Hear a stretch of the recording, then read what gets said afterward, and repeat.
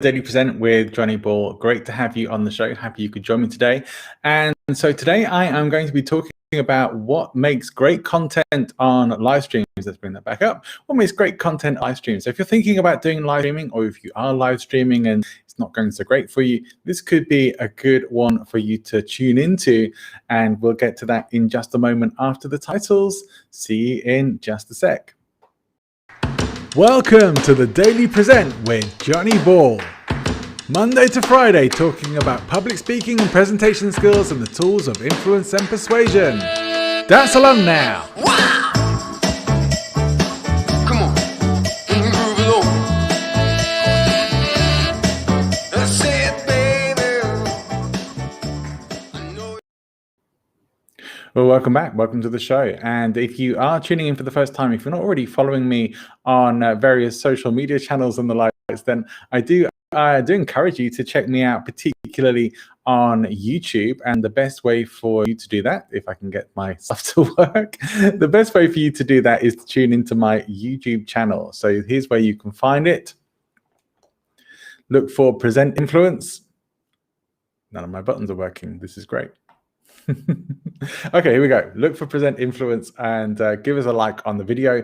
Click subscribe and make sure you click that bell icon to always get notified when I'm going live or when there's new video content that may be coming up for you as well. Hope you like the new background here at Present Influence Studios. This is especially for the Daily Present episodes, and I think it gives a nice vibe, right? I'm pretty much liking that. We're talking today then about what makes great live stream content. So this is really going to apply more for content creators, people like coaches, speakers, trainers, teaching online, rather than people who are maybe doing like gaming and things like that, where you might a lot of the live stream usage is primarily for people with video games. I can't speak to that. I don't have anything to do with that side of things at all. And if that's you, this may not be quite so helpful, but you never know. Let's start with what I think one of the first things is that you can think about doing to make great content for live streams. And this could be not just live streams. This could be videos that you create and put out there as well. But if you're doing live streaming, it could be a really great way to ask questions. The more you do this, the more people you start to perhaps get tuning into you, then you will start getting questions from people as well.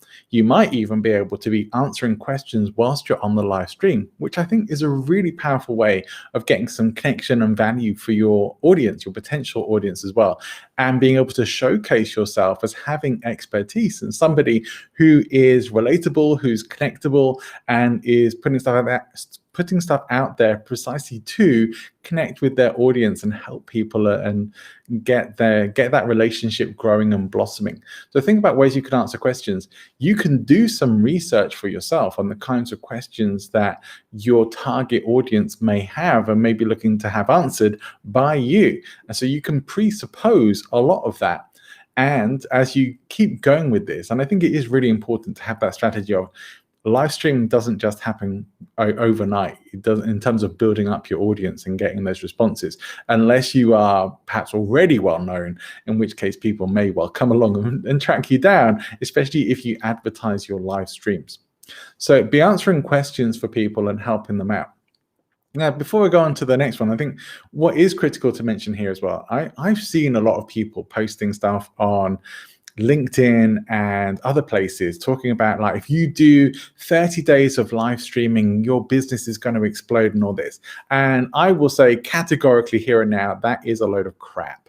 It's not the case at all that you will end up with tons and tons of business necessarily. I think it really depends on you, your consistency, the quality of what you're putting out. And probably initially, if you're just starting live streams, unless you already have a following who's quite attentive and are tuning into what you're doing, you may find it takes a long time to really get that. I would liken it to podcasting. There's a lot more people doing live streams now, so it's a lot less desirable to perhaps check that out. People are used to it now, and people know that they're not necessarily concerning themselves with whether or not they should get onto somebody's live stream or not. They might tune in if they see you online. Then again, they might not. What I'll say is this: stick with it. If you really want to have a regular audience, I think it probably is, and I was getting this from Chris Ducker's book, the Youpreneur, I don't think that's the full title, but his Youpreneur book that I've just finished listening to, talking about having a consistent time to do your live streams so your audience knows when to expect you, like you would do with your own TV show.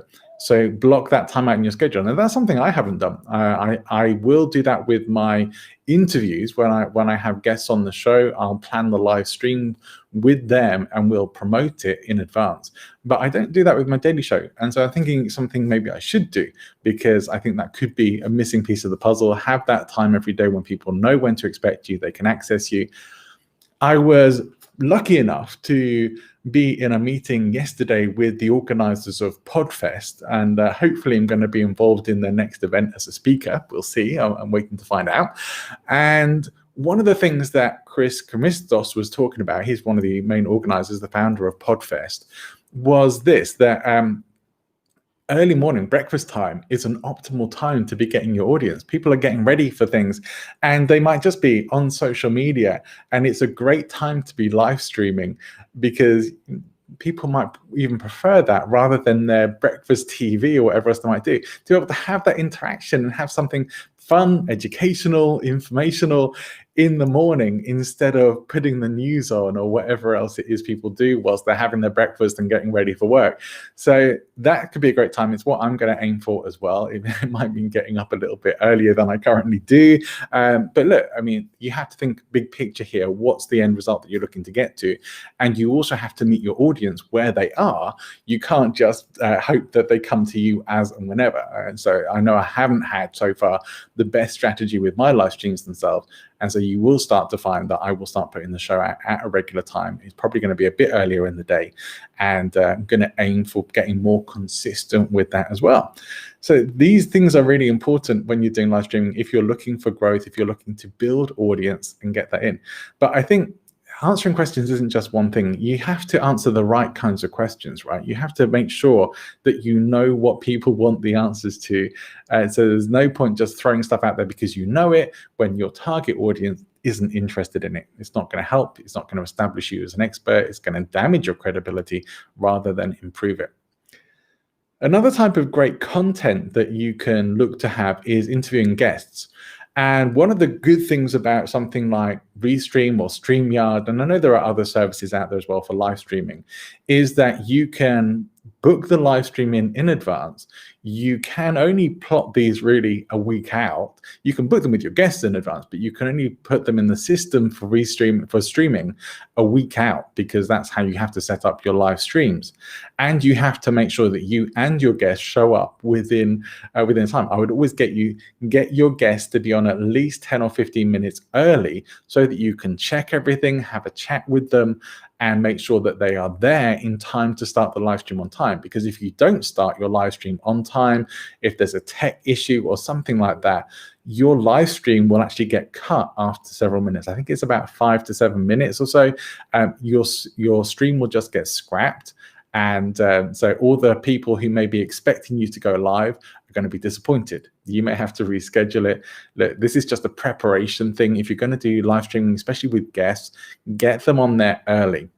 And but it can be a really great way to do that as well. Now, what I'm starting to do with my guests for my podcast, which I now live stream, is Q&A sessions at the end of the shows that are going to not go out as the live stream, but because I can invite people into the virtual studio, I get to have a Q&A with them. That's additional content. We can put that in a membership area for people.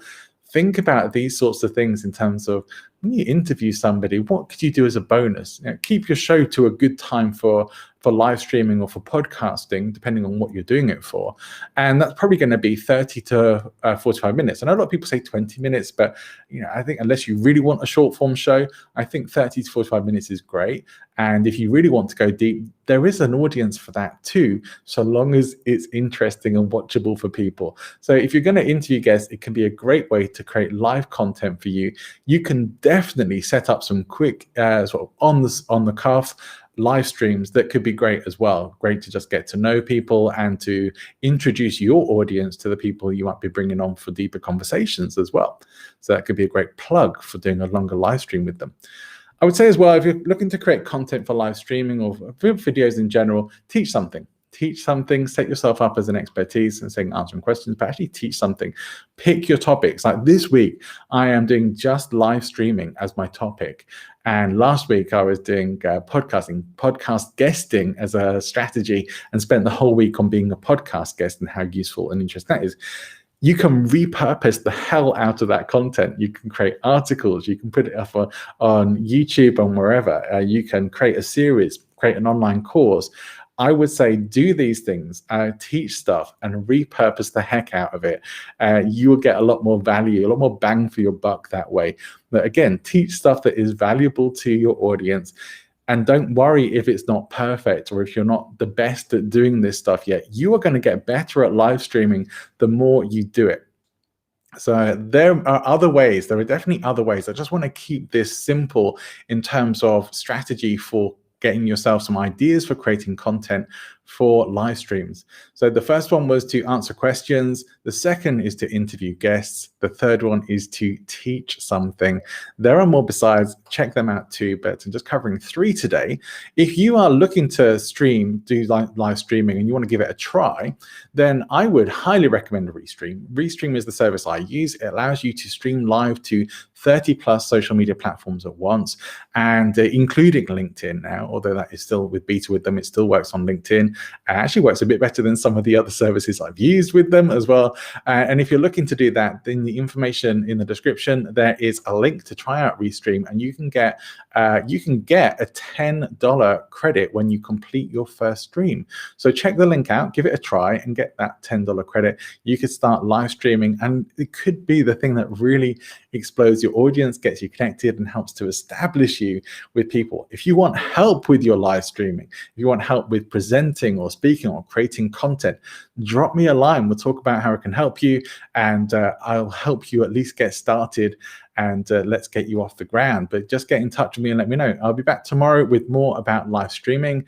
Tune in for that if you can, and you can always catch the replay if you don't catch me live. I will look forward to connecting with you again very soon. And again, check out the YouTube channel if you haven't already, and I'll be back tomorrow with more. Right now, time to get back to work. Thanks for tuning in. Remember to like and subscribe, and make sure you follow me on social media. Check out my other shows, Speaking of Influence and Points of Change. And wherever you are, have an amazing day. Time to get back to work.